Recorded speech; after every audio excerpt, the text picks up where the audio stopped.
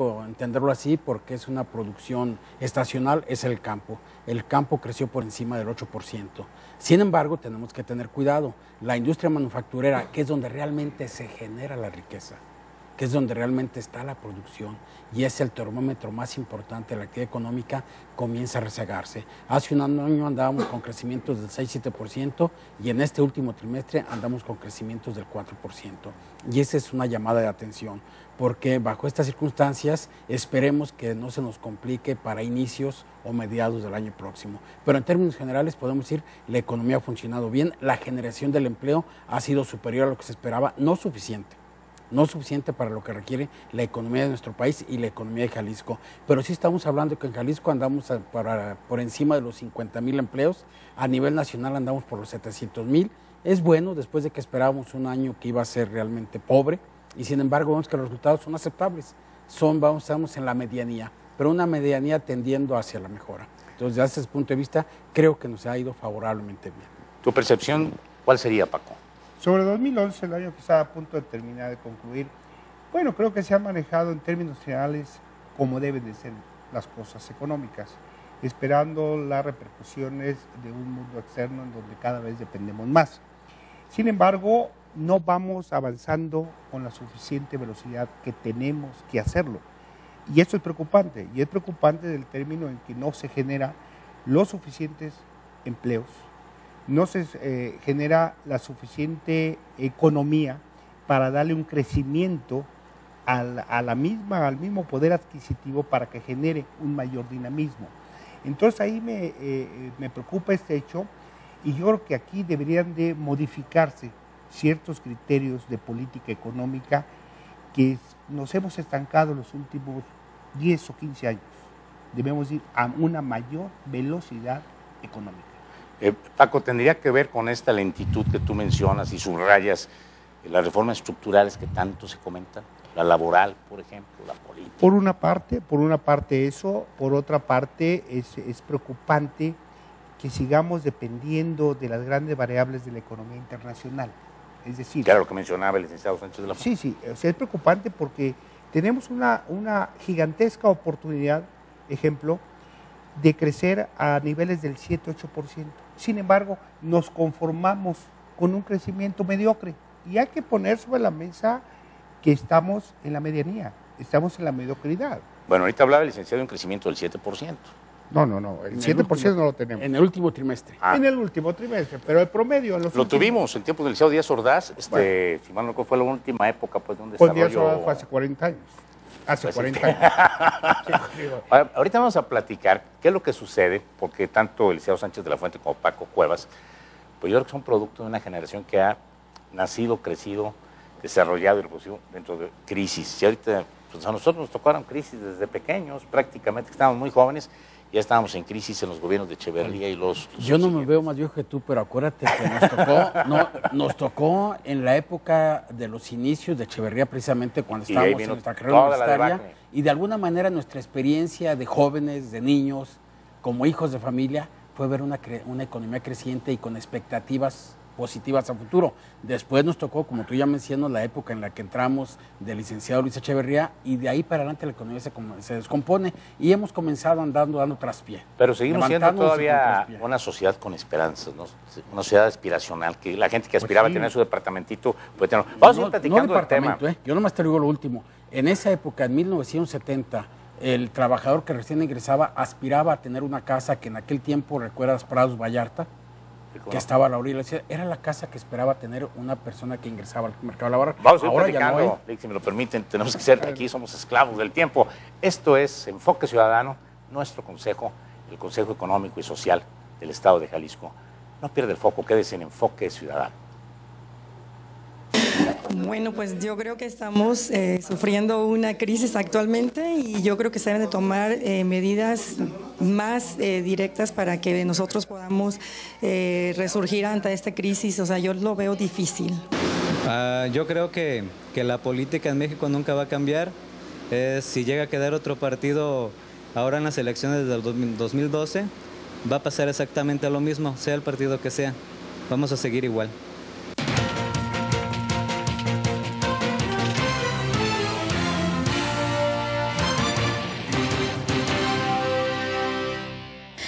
eres el factor de cambio que hará una sociedad mejor en el 2012.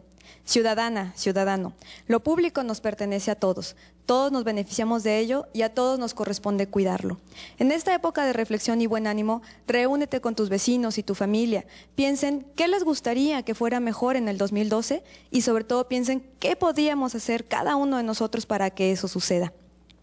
De parte del CESJAL, el Consejo Económico y Social del Estado de Jalisco, para el Desarrollo y la Competitividad, y Corporativa de Fundaciones, te deseamos una Navidad llena de alegría y un 2012 con muchas oportunidades para crecer y participar. El CESJAL es joven. Fue creado por ley en 2004 y se integró en 2005. Evoluciona y construye su identidad ante la sociedad civil. Aprende de su propia experiencia, perfeccionándose como espacio de interlocución entre la sociedad y el gobierno. Somos un organismo en constante búsqueda para favorecer el diálogo, profesionalizar las propuestas de la sociedad civil y asegurar la continuidad de los proyectos, independientemente de transiciones gubernamentales o de otra índole. Al ser un espacio abierto a la deliberación sobre temas de trascendencia, el CESJAL es un buen consejo ciudadano.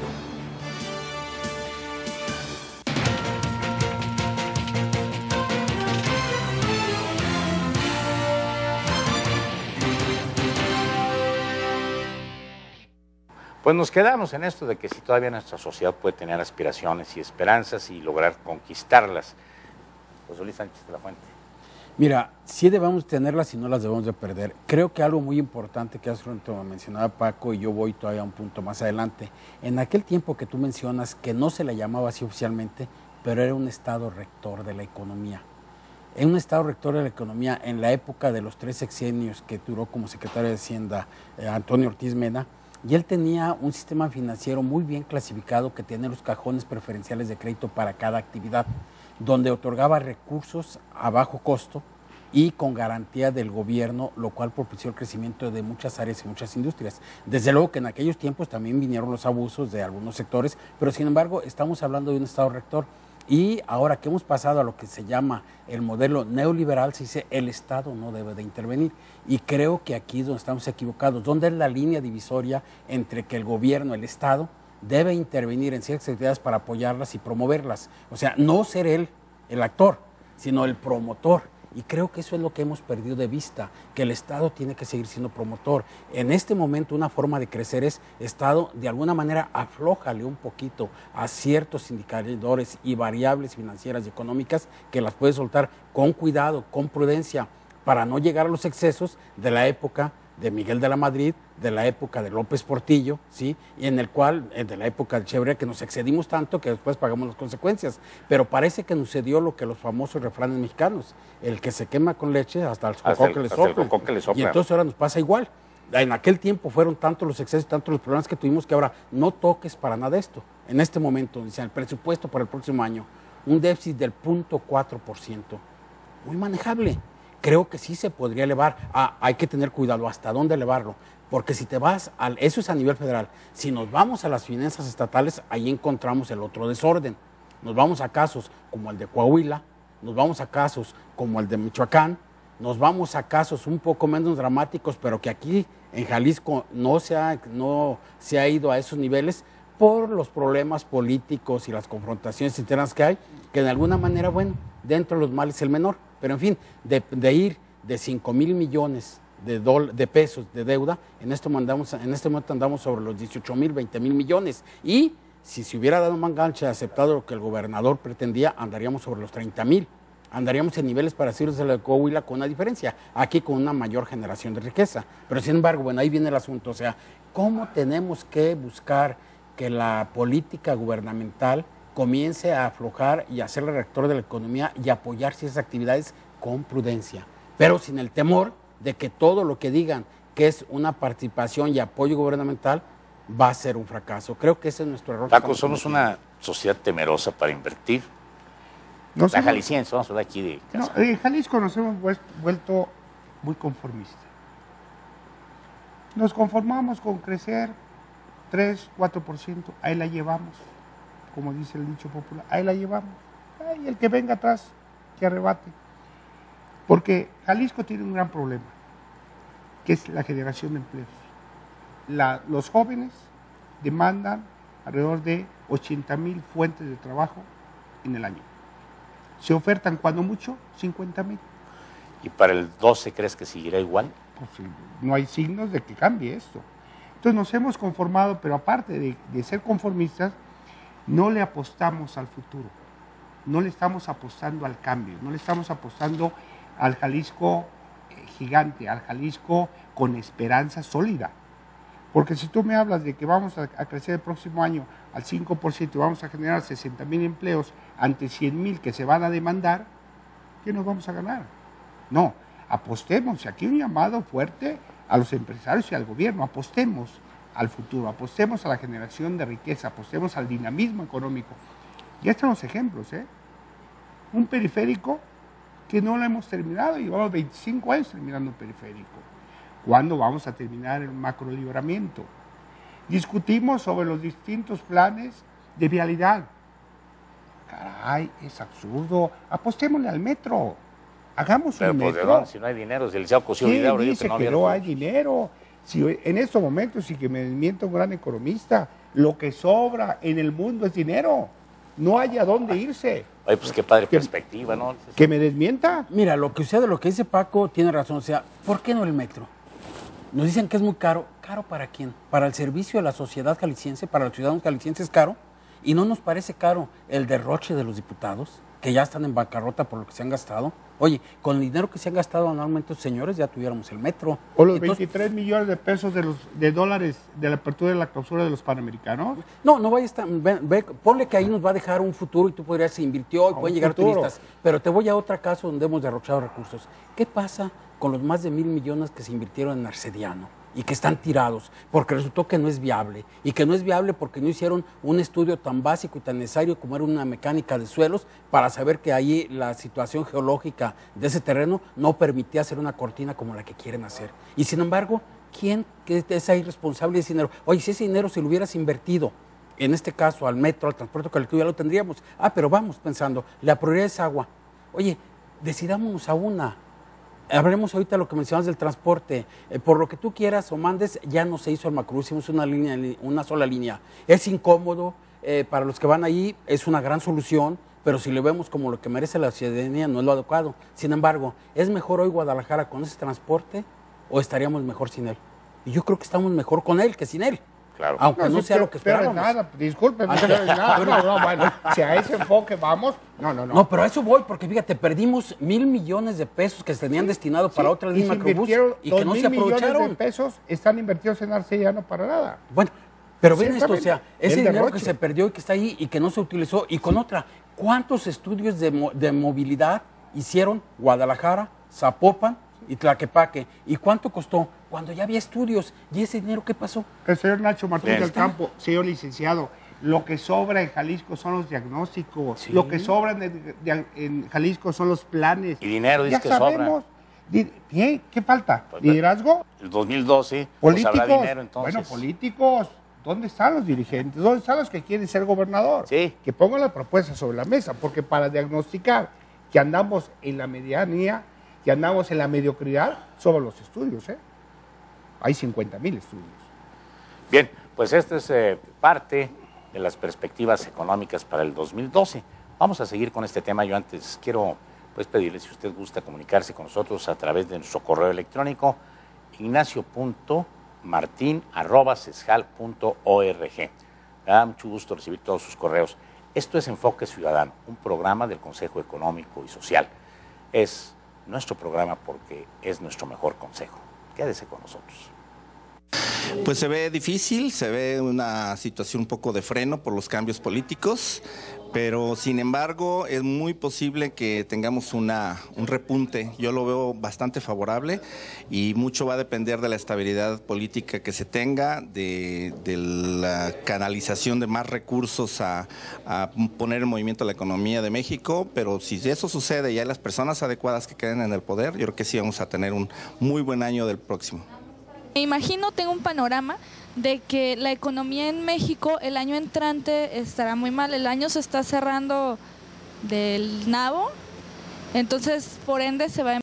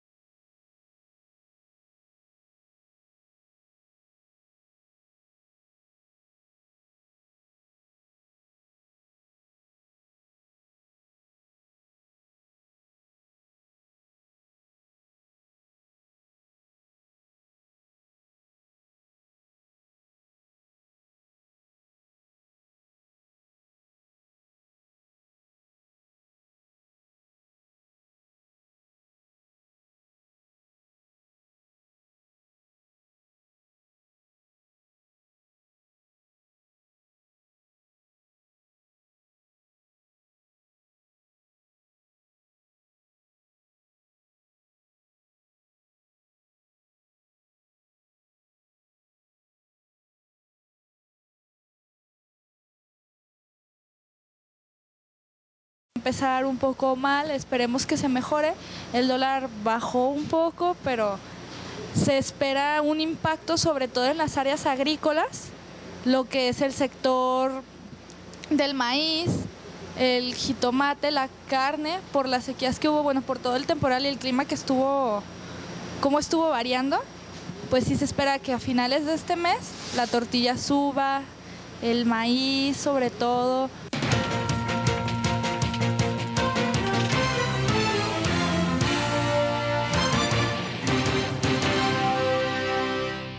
Estimados amigos, desde el Consejo Económico y Social de Jalisco, les envío a todos los consejeros, a todos los miembros del Consejo de Cámaras Industriales, un muy afectuoso saludo navideño, deseando que el próximo año 2012 esté lleno de éxitos y bendiciones para todos ustedes, para sus negocios y para sus familias. Muchas gracias.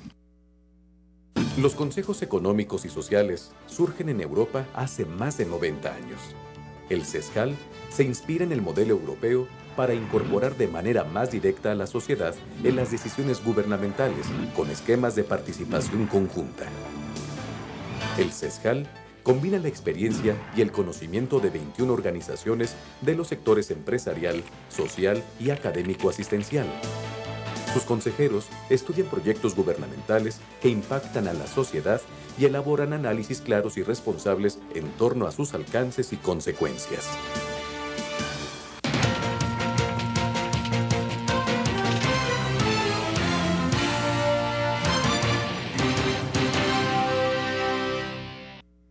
Además del aspecto económico que México deberá prever para el año 2012 en relación al entorno norteamericano y europeo, así como la ventaja que pueda obtener de su situación en América Latina para el fortalecimiento de su desarrollo, se espera un fuerte movimiento sociopolítico en consecuencia de las elecciones del año próximo.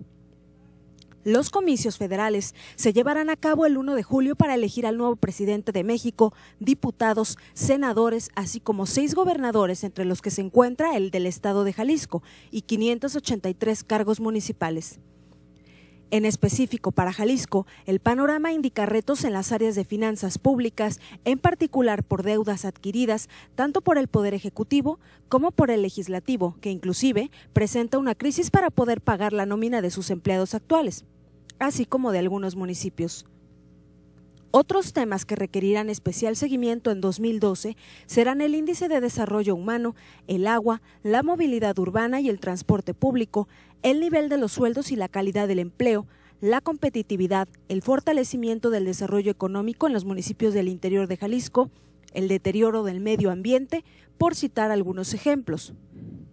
Algunos de los proyectos que serán insumo importante para atender el futuro inmediato y el mediano y largo plazo serán el estudio prospectivo Jalisco Futuro Construyendo el Porvenir 2012-2032, el cual coordinan el CESJAL y la Universidad de Guadalajara con la participación de líderes sociales, empresariales y académicos, que se prevé concluir en el primer semestre del 2012.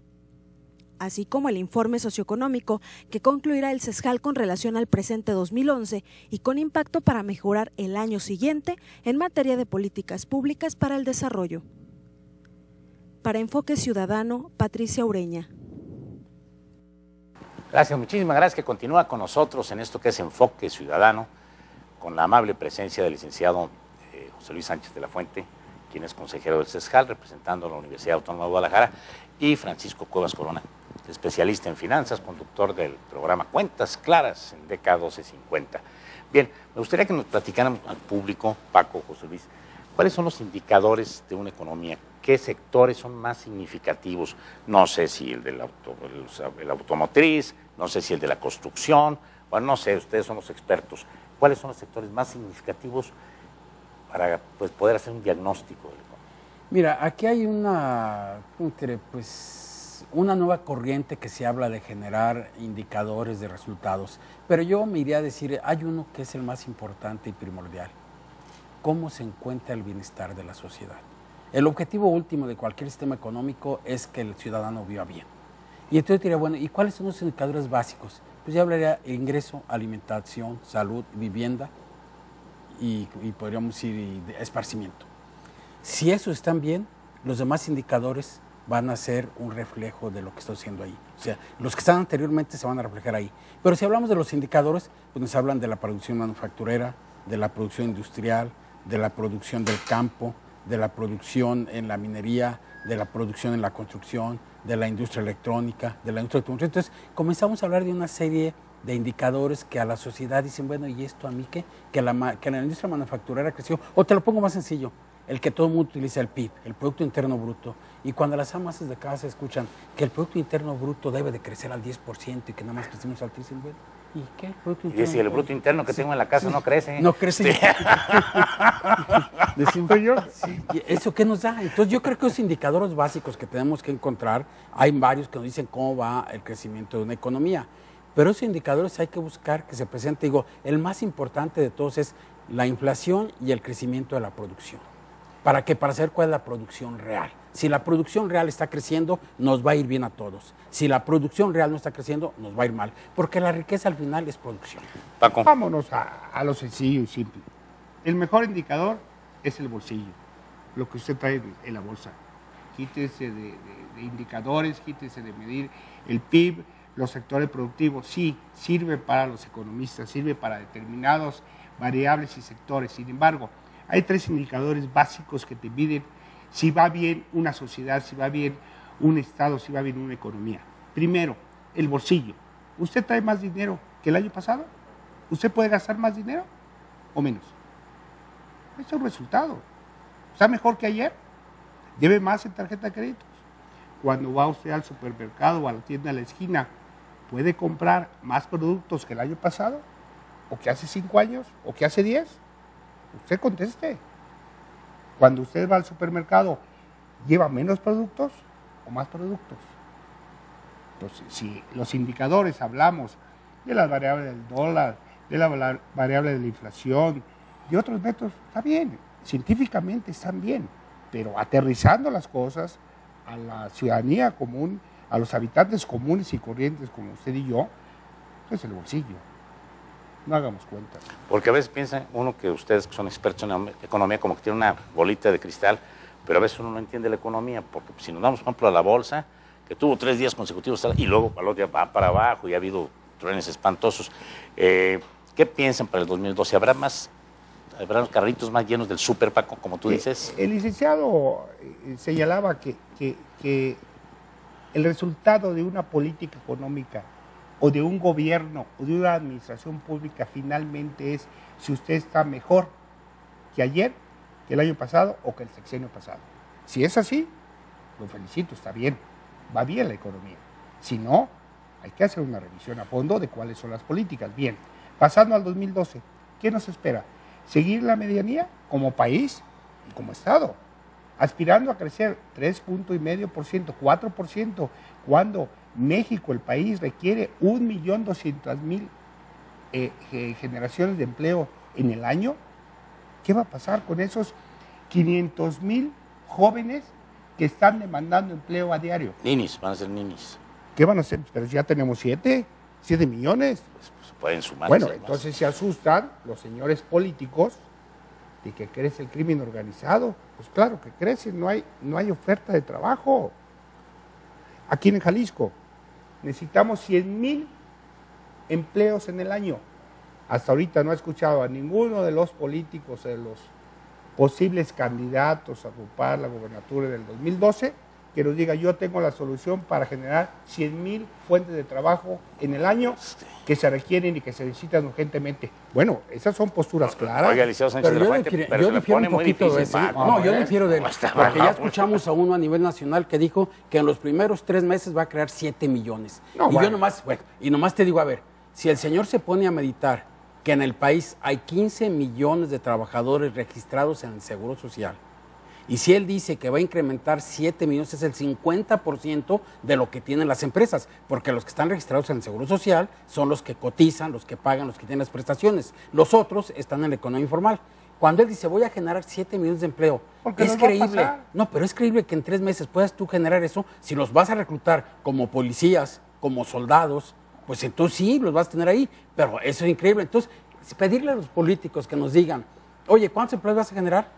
Todos te dicen que van a generar empleos. El asunto es, oye, ¿qué vas a hacer para que incremente la cantidad de empresas? Porque las empresas son las que dan los empleos. Por favor, dime, en tus proyectos, ¿qué tienes?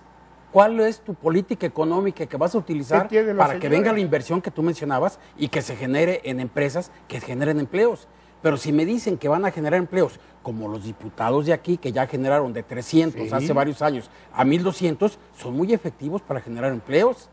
Pero el asunto es, ¿de dónde sacaron ahora para pagar? ¿Quién se los paga? ¿Con nuestros impuestos? Porque los señores que están contratados ahí, no por los empleados que ellos llevaron, son improductivos. ¿Qué que son improductivos? La mayoría no hace nada. ¿Por qué? ¿Porque ellos son flojos? No.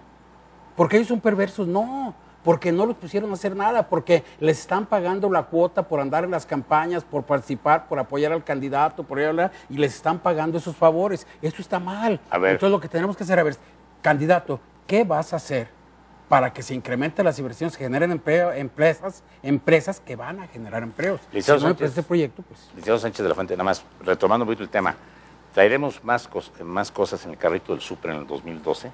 Mira, el ejemplo de la economía mexicana vamos a crecer más. Este año estamos creciendo y estamos creciendo. Igual que Paco, vamos a estar en la pura medianía. Pero fíjate, estamos creciendo por una situación internacional que nos ha cambiado la lógica a la que estábamos acostumbrados. La lógica es la economía de Estados Unidos baja, nosotros vamos a bajar. En este entorno internacional, con lo que ha pasado en Europa y lo que está pasando en Asia, resulta que el dólar se ha abaratado, el euro ha seguido creciendo, la economía de Estados Unidos está ajustando y el dólar también aquí ha subido de precio, nos hemos hecho competitivos en forma artificial. ¿Qué te quiero decir con esto? Hemos bajado el precio de nuestros productos. Los estadounidenses, que son más pragmáticos, que son, vamos a decir, más realistas, compran lo que es más barato y están comprando más de México. Esa es la razón por que nuestras exportaciones han crecido y estamos creciendo más, y por eso crecimos al 4.5 y el año próximo creo que lo vamos a rebasar, pero no por una política seguida aquí, sino porque el entorno internacional nos ha llevado a esos límites. Bien, vamos a ir platicando con Paco Cuevas, con José Luis Sánchez de la Fuente, en esto que es Enfoque Ciudadano. Nuestro consejo, no se salga del foco, quédese aquí en Enfoque Ciudadano.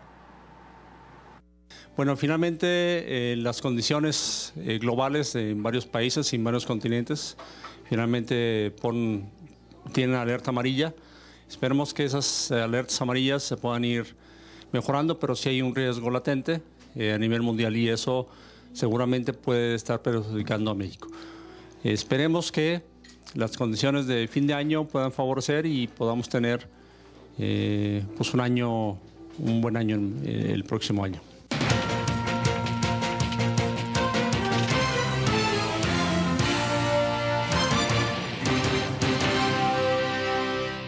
El CESJAL es joven.